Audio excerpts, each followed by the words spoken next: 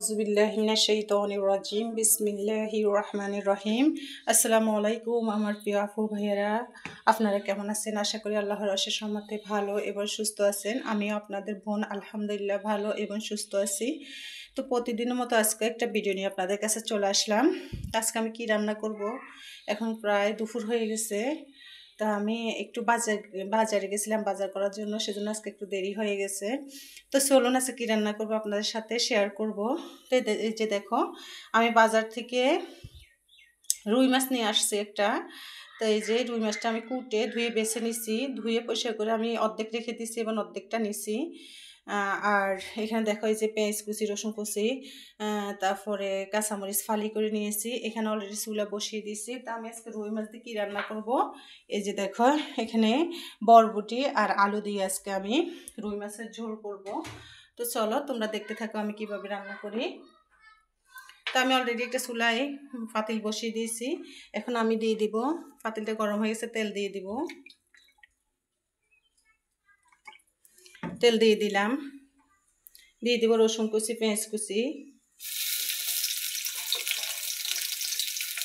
আজকে আমি বাটা দেবো না, আমার দেরি হয়ে গেছে, সেজন্য বাটতে দিয়ে সময় লাগবে। আজকে আমি কুচি করে দিলাম রসুনটা এবং পেঁয়াজ কালিটা দিয়ে দেবো।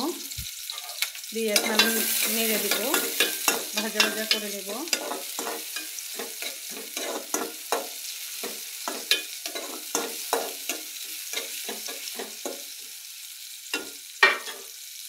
তো দেখো পেঁয়াজটা ভাজা হয়ে গেছে, এখন আমি একটু পানি দিয়ে দিব। দিয়ে এখন আমি দিয়ে দিব হলুদের গুঁড়া,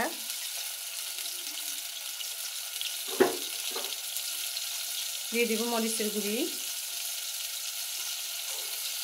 এবং দিয়ে দিব লবণ, স্বাদ মতো লবণ দেব।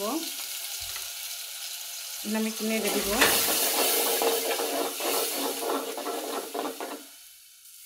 মশলাগুলো কষানো হোক, তারপর আমি মাছ দিয়ে দিব।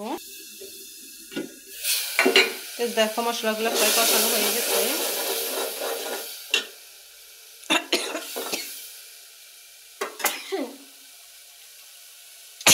আলহামদুলিল্লাহ। এই যে দেখো মশলা কষানো হয়ে গেছে, এখন আমি মাছগুলো দিয়ে দিব। আজকে আমি ভাজি করব না, মাছটাকে কাঁচা রান্না করব।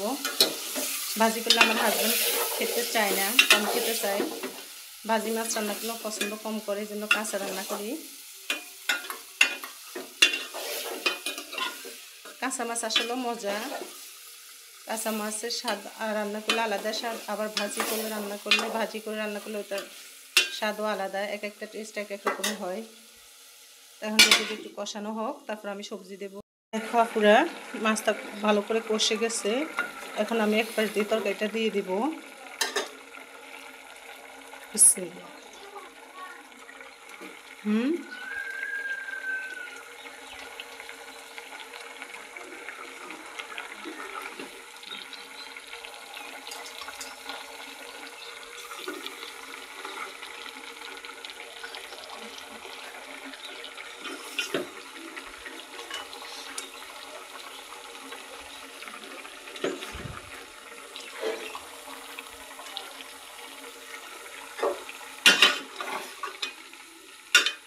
এখন ঢেকে দেব।